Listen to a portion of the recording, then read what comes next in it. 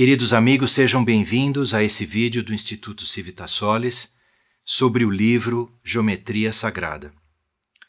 Neste vídeo, nós escolhemos alguns dos principais elementos do livro Geometria Sagrada, visando tentar ilustrar como esses princípios da geometria sagrada regem toda a vida manifestada, desde o universo, à natureza, à vida humana. Mas, principalmente, como, se aplicados e bem compreendidos, esses princípios são uma possibilidade de transformação não apenas da consciência humana, mas também da própria vida humana. Esperamos que vocês aproveitem o conteúdo desse vídeo.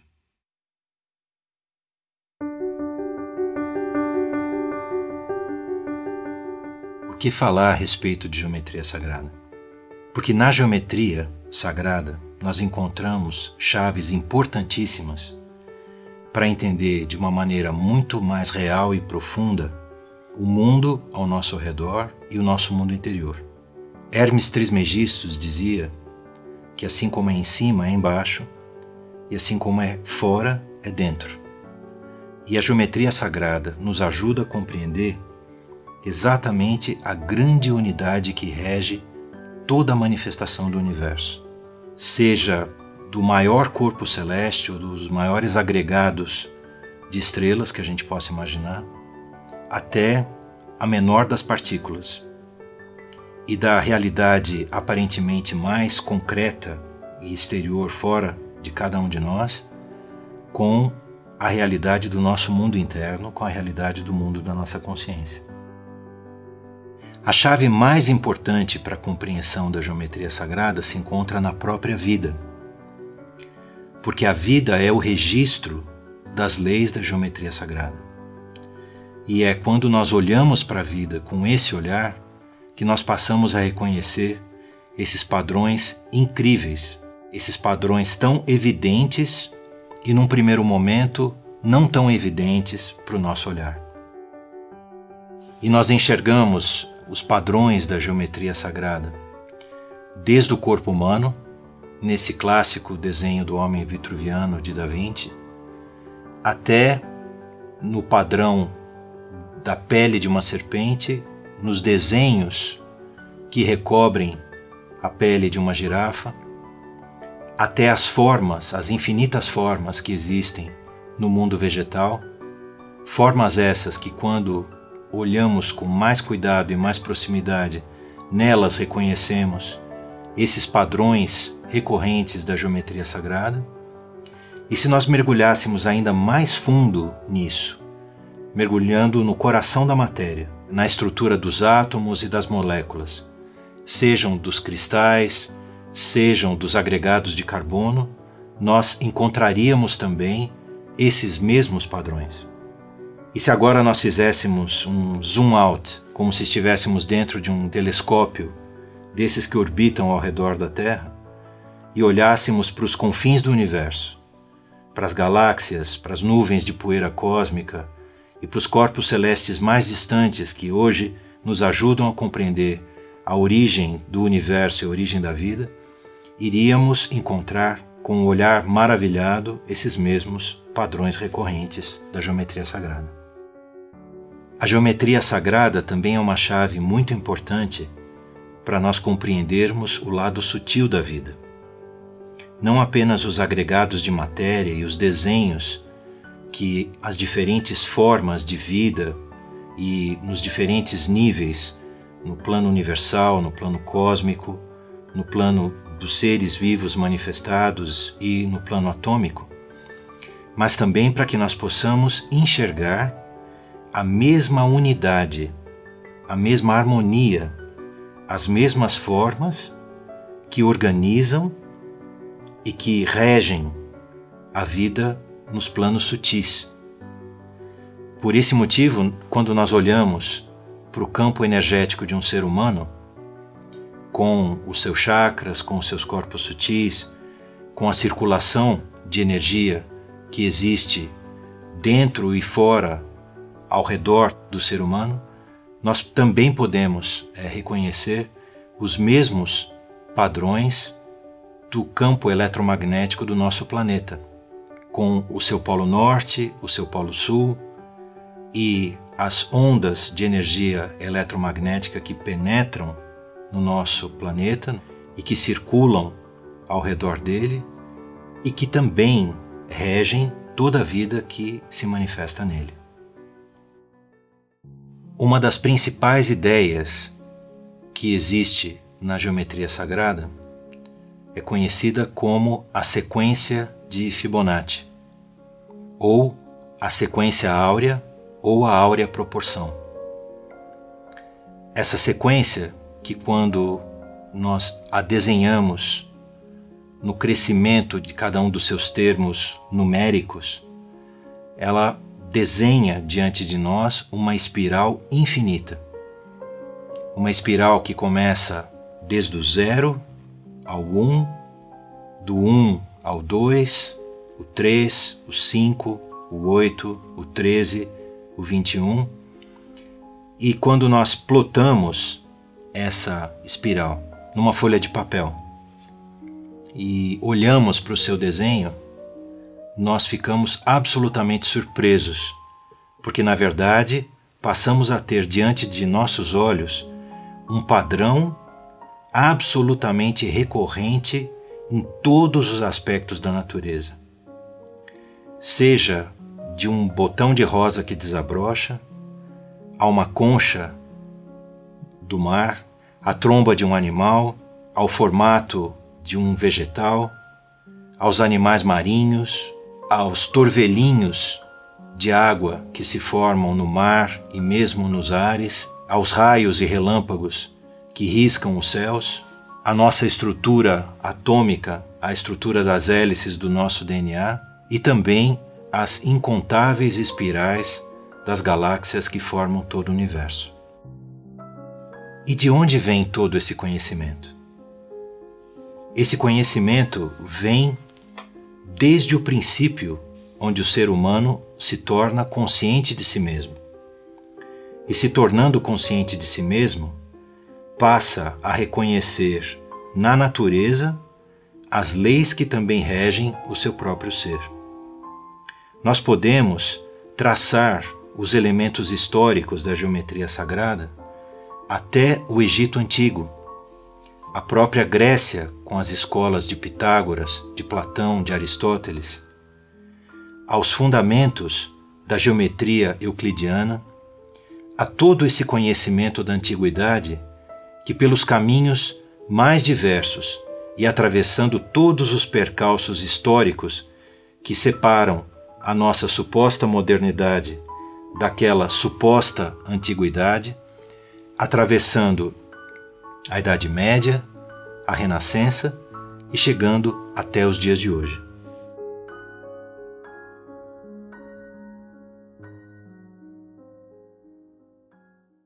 Bem, amigos, depois dessa breve introdução, nós gostaríamos de mergulhar agora a fundo nos arquétipos numéricos da geometria sagrada de Pitágoras.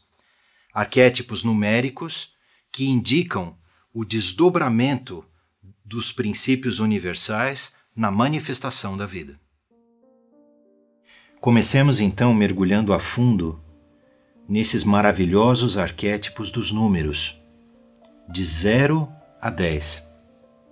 Arquétipos que na geometria sagrada e nos conhecimentos da escola pitagórica nos dão as chaves da compreensão do micro e do macro, desde o macrocosmo, o universo, ao cosmo, a toda a vida manifestada e também e principalmente ao mundo interior do ser humano. Na geometria sagrada, o 0 representa o todo não criado, o todo não manifestado, também conhecido como o Tao. Essa é a fonte de toda manifestação, as águas sobre as quais paira o espírito, a ideia original não manifestada, a perfeita unidade entre a ideação e a forma que ainda não se separaram e que por essa razão por essa perfeita unidade, formam o todo ainda não manifestado. O zero representa a eternidade antes da manifestação do tempo. E por isso, uma das clássicas imagens, como a imagem do Ouroboros, que pode ser a imagem de uma serpente mordendo a própria cauda, ou a imagem de dois animais mitológicos, uma serpente e um dragão, um mordendo a cauda do outro, representam essa fusão tão perfeita, onde sequer o tempo e o espaço se manifestam. O Um representa a perfeita unidade de toda manifestação. Ele é ao mesmo tempo a mônada, o Pai absoluto, o princípio original de todas as coisas. O zero e o um, em realidade, contém todos os outros números. Não é sem razão que os seres humanos, à medida que se tornam cada vez mais autoconscientes, reconhecem que toda a realidade, em síntese, se resume ao não manifestado e ao manifestado, ao zero e ao um. O zero e o um também representam, na linguagem hermética, a síntese da divindade, porque Hermes descrevia a divindade não como um Deus externo, mas como o princípio da divindade em manifestação, como uma esfera sem limites, cujo centro se encontra em todas as partes. Ao contrário do que possa parecer num primeiro momento, o arquétipo representado pelo número 2 não representa dualidade ou separação, mas sim a mais perfeita das unidades. O 2 representa o positivo e o negativo que se encontram fundidos no 1.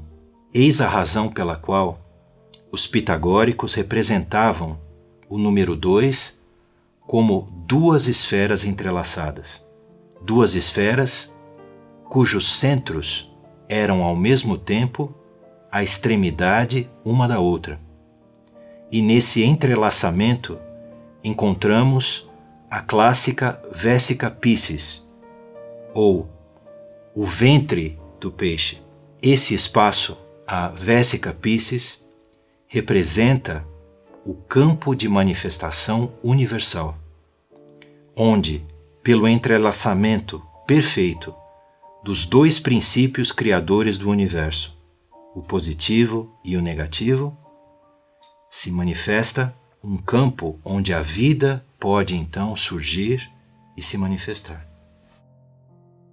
Dessa forma, quando compreendemos melhor os três primeiros arquétipos, o zero, o todo não manifestado, o um, o princípio uno de toda a criação, e o 2, a perfeita polaridade divina, o positivo e o negativo, que se manifestam em todo o universo, é que podemos compreender melhor a manifestação da vida que é indicada pelo arquétipo do número 3. Não é sem razão que quando entrelaçamos 3 esferas, podemos enxergar não apenas a clássica tríade da antiguidade, o pai, a mãe e o filho, ou simbolicamente Osíris, Ísis e Horus, mas também, quando colorimos essas 3 esferas com as 3 cores primárias, delas resultam todas as cores do espectro. Essa chave da manifestação da vida é o que se encontra por detrás de todas as tríades, de todos os triângulos, de todos os 3 personagens ou dos personagens que possuem 3 aspectos em si mesmos, em todas as tradições místicas, ocultas e filosóficas do Oriente e do Ocidente. Também é a partir do 3 que a geometria sagrada nos ensina que se manifestam todos os polígonos perfeitos, desde o triângulo, o quadrado e o pentágono. E são essas 3 formas que surgem a partir do entrelaçamento das 3 esferas da manifestação do arquétipo do número 3, que servirão de base para a construção dos sólidos perfeitos de Platão. Dessa forma, compreendemos que os arquétipos numéricos da geometria sagrada possuem uma lógica absolutamente concatenada. Porém, todo esse desdobramento prossegue quando olhamos mais detidamente para o arquétipo do número 4. O número 4 representa na geometria sagrada a manifestação da vida na matéria, a construção orgânica da vida, através da interação dos 4 elementos. Os 4 elementos representam o fogo, a terra, o ar e a água, as 4 forças criadoras da natureza, a partir da qual todos os corpos de todos os seres vivos são formados. Os 4 elementos, na geometria sagrada, também podem ser compreendidos como as 4 forças criadoras do mundo humano interior: o fogo, o pensamento, o ar, o sentimento, a água, as correntes energéticas vitais que condicionam as nossas reações, e a terra, a vida material que se manifesta através de nossas ações: pensar, desejar, sentir e agir. Chegamos agora ao arquétipo do número 5. Esse arquétipo, para os pitagóricos, era algo extremamente importante. No arquétipo do número 5, eles viam o 5º elemento, manifestado através do pentagrama. O pentagrama foi, desde sempre, uma forma muito especial para os pitagóricos, pois as suas linhas seguem exatamente a áurea proporção. E nessa forma, os pitagóricos enxergavam também a manifestação de um 5º elemento. Eles diziam que a essência da transmutação da vida e, portanto, a essência da transmutação do mundo interior, da consciência humana, era baseada no extrair a 5ª essência, ou seja, o 5º elemento, a 5ª das essências dos 4 elementos da natureza, do fogo, da terra, do ar e da água, da experiência do pensar, do sentir, do querer e do agir. O ser humano poderia extrair a essência, a realidade mais profunda que se encontra por detrás de todas essas forças. E reconhecendo essa realidade, poderia então transformar a si mesmo, poderia transformar a própria consciência, pois a consciência humana é a 5ª essência, é o 5º elemento. O arquétipo representado pelo número 6, vindo na sequência do pentagrama ou da 5ª essência, representa a transformação da consciência humana em um novo espaço criador. O número 6, na geometria sagrada e em várias correntes culturais, tanto do leste quanto do oeste, foi representado incontáveis vezes através do entrelaçamento de 2 triângulos equiláteros. Nesses 2 triângulos equiláteros, podemos reconhecer as 2 forças criadoras do universo: a força criadora positiva da ideação e a força criadora negativa e receptiva da forma.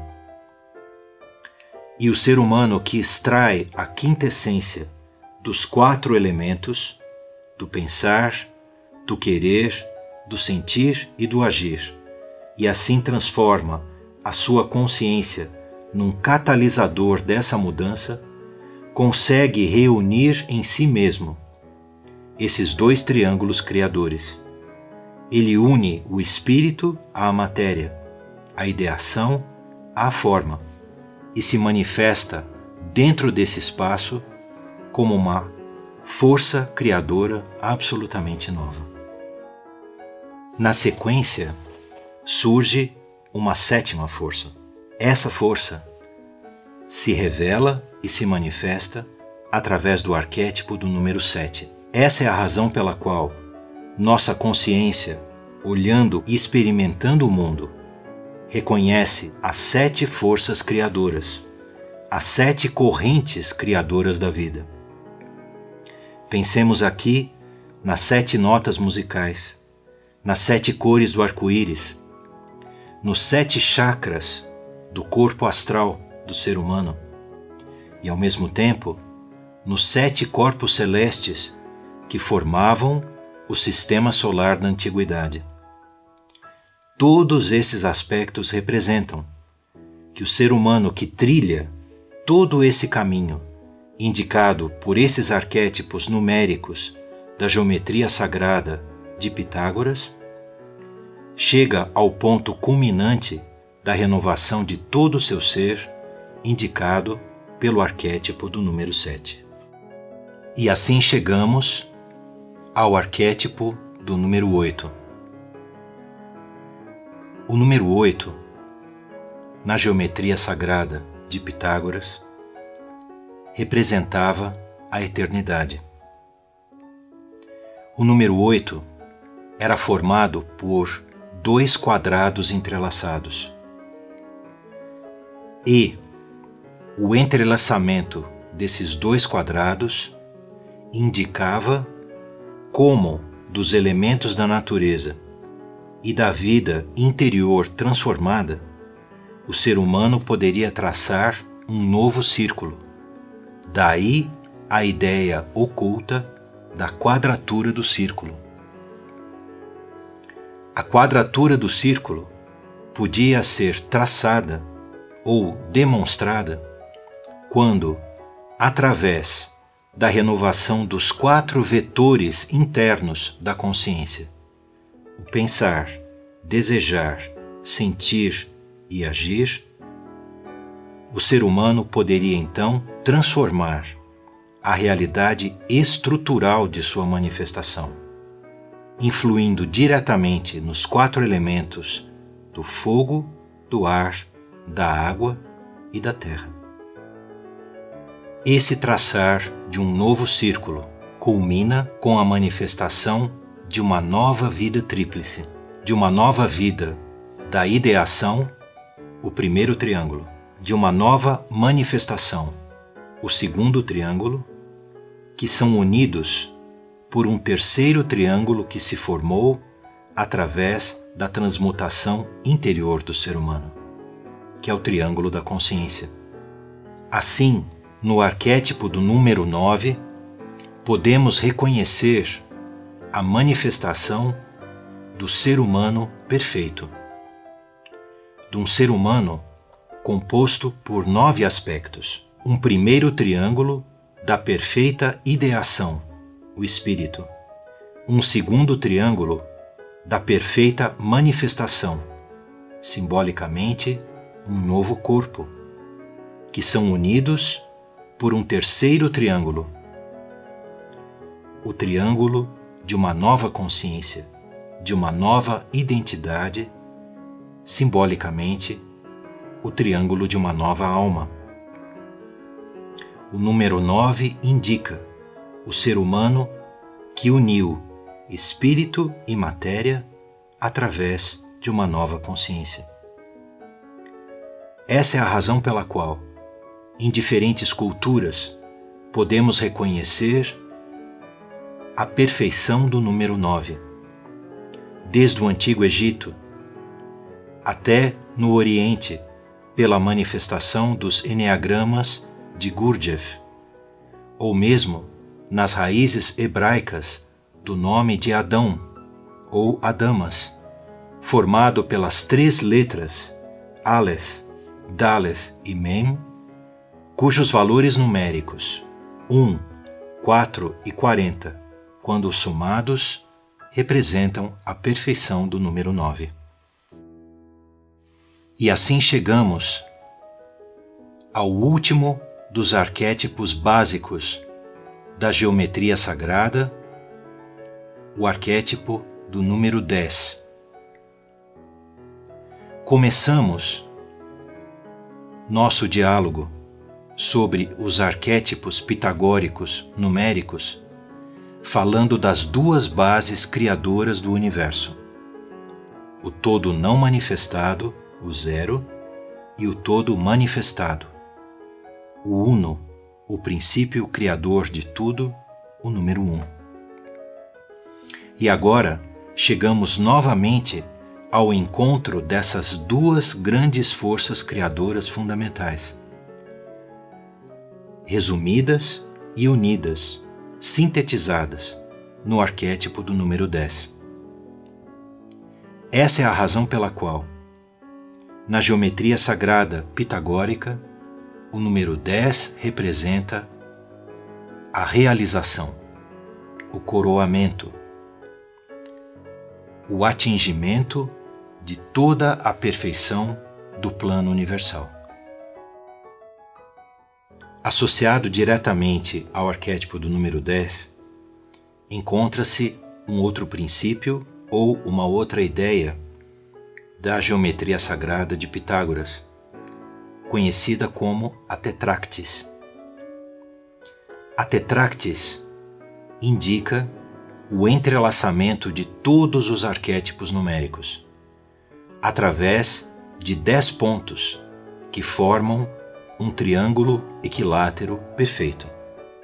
Na tetractis, partindo do 0 não manifestado, podemos compreender como surge o 1, o princípio de toda manifestação. Como do 1 surgem as 2 forças criadoras do universo, o positivo e o negativo, a partir das quais manifesta-se a vida, mediante o 3, e a ideia criadora da vida, através do 3, pode então tomar forma nos 4 elementos. A partir desses 4 níveis básicos da criação, o 1, o 2, o 3 e o 4, podemos extrair todos os outros números, desde o 5, o 6, o 7, o 8, o 9 e o próprio 10. A tetractis também foi utilizada na alquimia. A alquimia que indicava que a partir do princípio uno criador, que se manifestava pelas correntes positiva e negativa, pelas correntes dinâmicas criadoras, podíamos extrair 3 novos elementos de consciência: Mercúrio, Sal e Enxofre, cuja força de transformação poderiam então influir na transmutação dos 4 elementos: o fogo, a terra, o ar e a água. Ou também que a partir de uma nova força solar central, que se manifestaria através de uma nova consciência, portanto, Sol e Lua, poderíamos transformar as 3 forças da consciência, Mercúrio, Vênus e Marte, pensar, sentir e querer, em uma nova forma quádrupla, transmutando os 4 elementos da personalidade humana. Através do desdobramento das infinitas esferas que formam a manifestação dos arquétipos numéricos, podemos enxergar nesse entrelaçamento os 10 pontos que formam a Tetráctis. Amigos, depois de termos visto em detalhes a composição desses 10 arquétipos, dos 10 números, das 10 ideias centrais da geometria sagrada, nós gostaríamos agora de ilustrar como esses 10 arquétipos se entrelaçam na manifestação da vida. As 6 esferas entrelaçadas, em cujo coração surge uma 7ª, também eram chamadas de a semente da vida ou a semente da árvore da vida. É por esse motivo que, através do entrelaçamento dessas 6 esferas, podemos derivar os 5 sólidos perfeitos platônicos, o tetraedro, o octaedro, o icosaedro, o cubo e o dodecaedro, que representam os 4 elementos da natureza e também a sua quinta essência. E quando essa semente da vida floresce, desabrocha e germina, ou seja, quando desdobramos um segundo nível de esferas entrelaçadas ao seu redor, podemos reconhecer a forma que na antiguidade era conhecida como o fruto da árvore da vida que surgiu da semente da árvore da vida. E uma das coisas mais fascinantes em relação a esse conhecimento relativo à geometria sagrada é que podemos nele reconhecer os padrões do crescimento da própria vida, da divisão celular de um embrião humano, desde o momento da fecundação ao primeiro desdobramento e à formação de um totalmente novo ser. Pois bem, queridos amigos, fizemos apenas um resumo dos principais pontos que encontramos nesse riquíssimo livro chamado Geometria Sagrada.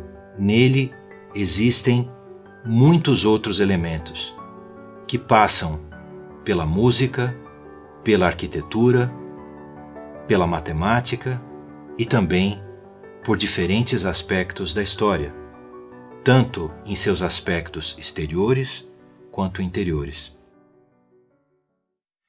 Amigos, nós esperamos que vocês tenham gostado do conteúdo desse vídeo, conteúdo esse que é apenas um pequeno resumo do vasto conteúdo do livro Geometria Sagrada. E finalizamos então com um convite para que vocês conheçam esse livro, visitando o nosso site do Instituto Civitas Solis e também a nossa fanpage no Facebook. A todos vocês, muito obrigado.